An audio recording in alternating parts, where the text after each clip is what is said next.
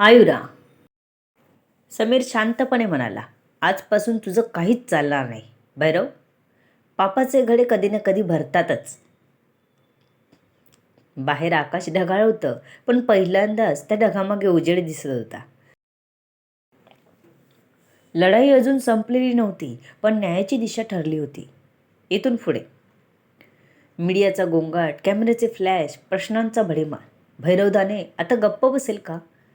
त्याचा मुलगा फरार आहे, भारताबाहेर आहे, तर तुमचं काय मत आहे? मीडियावाले एक ना अनेक प्रश्न विचारत होते. पण त्या सगळ्या गोंधळात आयुष, देवेश आणि समीर शांत होते. भैरवदाने काय करेल हे येणारा काळच ठरवेल. आपण न बोललेलंच बरं. देवेशने या उत्तराने मीडियावाल्यांचं तोंडच बंद केलं होतं. अधिराज लपून बसलाय, कधी ना कधी त्याला बाहेर पडावंच लागेल ना, समीरने सांगितलं आणि तिथून तिघेही बाजूला झाले. आज समीरच्या वडिलांच्या आत्म्याला खऱ्या अर्थाने शांती मिळाली. 2 अश्रू आनंदाचे त्याच्या डोळ्यातूनही निघाले. या काळात किती चढउतार आले होते, पण सगळ्यांनी साथ दिली म्हणून इथपर्यंत येऊन पोचले होते ते. देवेश सर, सगळ्यात जास्त मला तुमची मदत झाली. ज्यावेळी माझ्या बहिणीला आणि आयुषला गरज होती, मी नव्हतो, तेव्हा तुम्हीच खंबीरपणे त्यांच्यासोबत उभे राहिलात. खूप आभारी आहे मी तुमचा, समीर म्हणाला आणि नकळतच त्याने देवेशसमोर हात जोडले. समीर, हे काय? तू मला जवळचा म्हणतोस आणि हात जोडतोस का? आयुषचं म्हणशील तर तो माझा खूप जवळचा मित्र आहे. त्याच्या एका फोनवर मी इथे आलोय. त्याच्यासाठी तर मी एवढं करूच शकतो.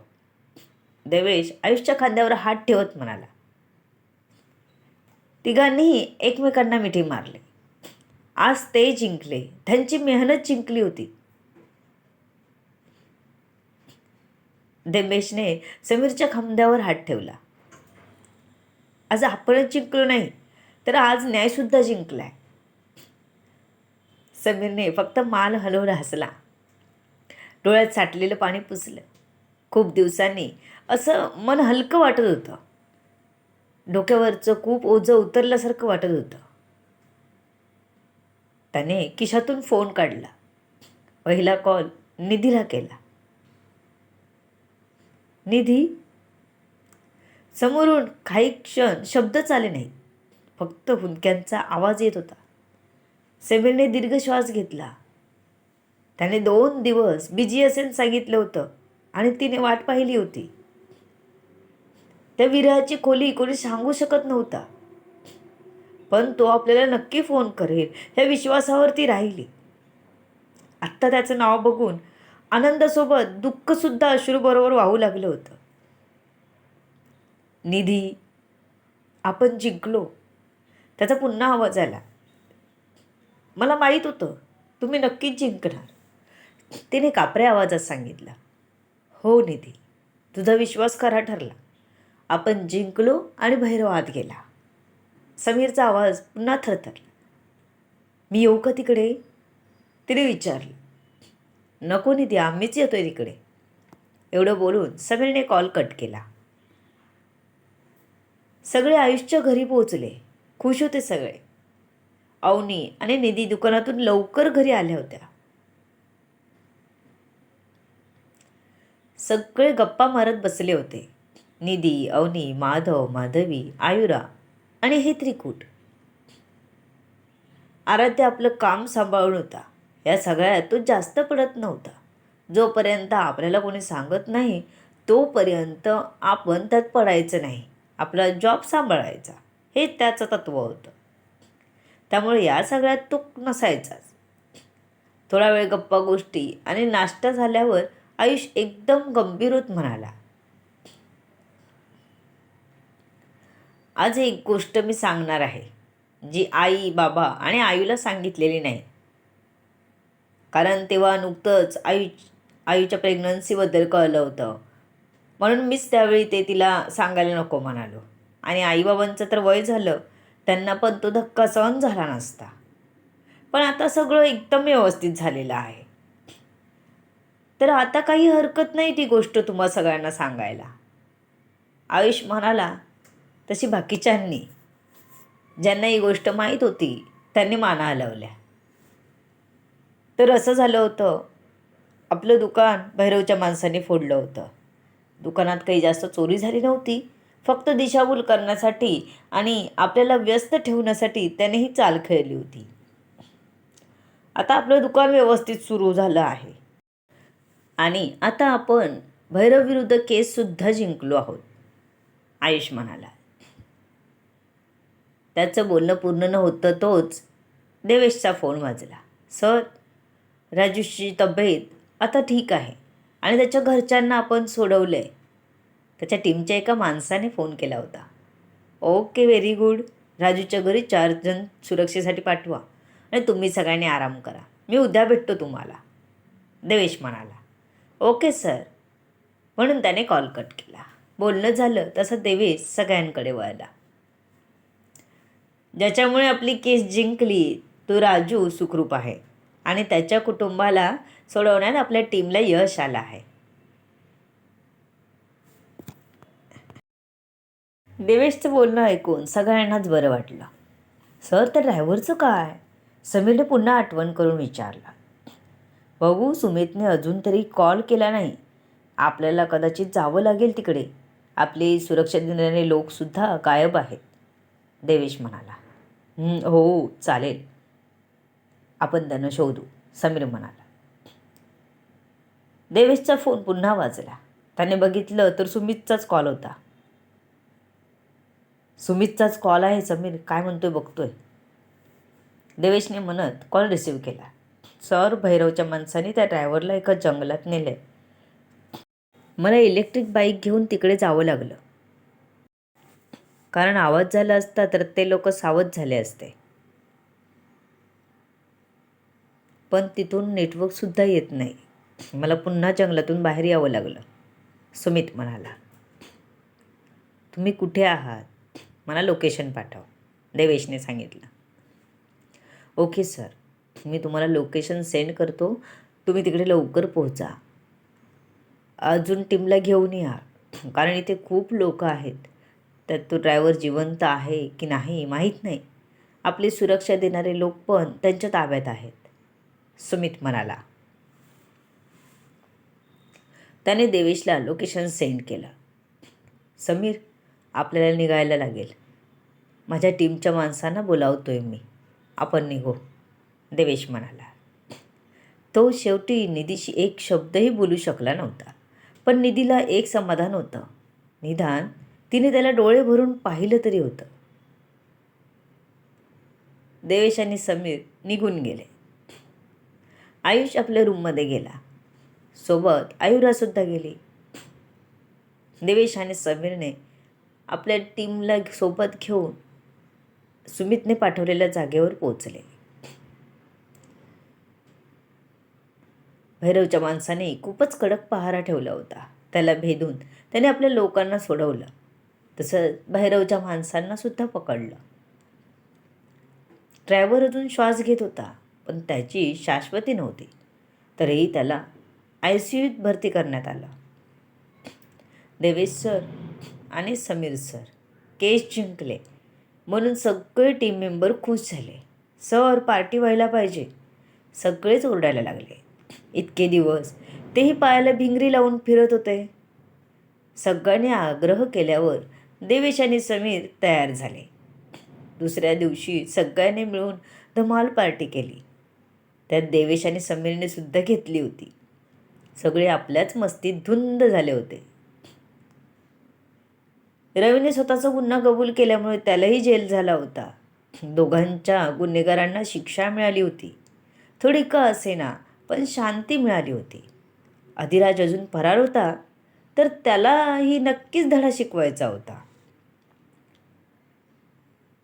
भैरव जेलमधून काही चाल तर करत नाही ना, यावर लक्ष ठेवून होते सगळं शांत करण्यात आणि पुन्हा पूर्वस्थितीत आणण्यात जवळजवळ महिना निघून गेला होता.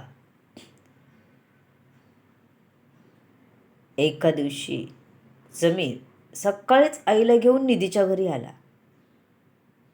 बेल वाजवली तर दरवाजा निधीनेच उघडला. सकाळीच समीरला बघून ती दरवाजातच उभी राहिली. आम्हाला आत घेणार आहेस की नाही? आईला घेऊन आलोय, समीर पुढे होऊन हळू आवाजात म्हणाला. तशी निधी पटकन बाजूला झाली. या या ना, या बसा. ती वत्सलाकडे बघून सोफ्याकडे हात दाखवून म्हणाली. आतून अवनीसुद्धा बाहेर आली. एवढ्या सकाळीच कोण आलं ते पाहायला. आता 8 वाजले होते. ही वेळ कोणी पाहुणे यायची तर नक्कीच नव्हती. मग एवढ्या सकाळी आले तरी कोण, हेच बघायला ती आली होती. समीर भाऊजी, तुम्ही सकाळीच? समीरला बघितलं की कोणालाही टेन्शनच यायचं. नेमकं काय अर्जंट आहे म्हणून हा एवढ्या सकाळीच आला, असा प्रश्न अवनीला पडला. वहिनी, आईला घेऊन आलोय, समीर आपल्या आईकडे हात करत म्हणाला. अरे बापरे, मी त्यांना बघितलंच नाही. अवनीने लगेच त्यांच्या पायाला हात लावला आणि आत गेले. ओय निधी, तेरे ससुराल वाले आए है. अवनी पाण्याची ग्लास भरणाऱ्या निधीला कोणा मरत म्हणाली. निधी गालात हसत म्हणाली. तसे अवनीने तिचे गाल खेचले. पाया पडलीस का? तशी निधीने जीभ चावली आणि नाईमध्ये मान हलवली. आता पाणी दिलं की पहिलं पाया पड. मी आई बाबांना बाहेर बोलावते, ते अजून उठले नसतील. अवनी तिला आपल्या छोट्या बहिणीसारखी समजावत होती. हो वहिनी, म्हणून निधी बाहेर आली. निधी, ही माझी आई आहे, आपल्या लग्नाच्या बोलणीसाठी आली आहे. समीरने सांगितलं तसं निधी त्यांच्या पाया पडले. नमस्कार, निधी म्हणाली. पण आता काय करावं तिलाही कळत नव्हतं. मी चहा आणते, तुम्ही बसा, सांगून निधी तिकडून लगेचच निसटली. स्वतःला एकदा कपड्याच्या आरशात बघितलं तर आंघोळ केली तरी वाटत नव्हती. तिने जाऊन लगेच आपले कपडे चेंज केले. किचनमध्ये जाऊन पहिला आयुषला कॉल केला. आयुष दादा, समीर आणि त्याची आई आली आहे, तू आणि वहिनी आवरून लवकर या बाहेर, निधीने सांगितलं. तसा फोन टाकून आयुष खडबडून उठला. बाजूला झोपलेल्या आयुराला त्याने हळूच हाक मारली.